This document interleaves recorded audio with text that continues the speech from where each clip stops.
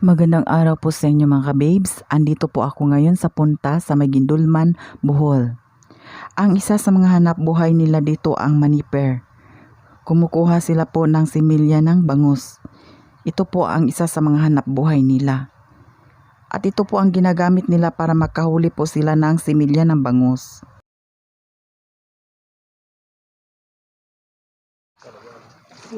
Sa una pa man ni bata pa elementary punipira mga sinso ng pamasinso. Yan po ang mga similya na kuha nila. Noon, 100 piraso, 30 pesos. Hanggang ngayon, 30 pesos din daw po ang 100 piraso. Yun po ang isa sa mga hanap buhay nila dito sa punta. Hindi basta-basta ang panghuhuli nila sa similya ng bangus. Bukod sa hirap hulihin, ang mura lang kasi 100 piraso ng similya, halaga lang ng 30 pesos. Noon pa daw ang presyo na yan hindi umangat, hindi umasinso ang presyo na yan. Kasi noon pa daw 100 piraso, 30 pesos hanggang ngayon. Bukod dun sa pagkuha ng mga similya ng bangus, ang isa din po sa mga hanap buhay nila dito ang mangisda. Ito po ang mga sakayan na ginagamit nila sa pagpangingisda. Ito po ang hanap buhay, isa po sa mga hanap buhay din dito ang mangisda. Dito sa punta marami pong nakatira dito. Sa mga nakatira dito, yun po ang hanap buhay nila. Maniper ng mga similya ng bangus at mangingisda.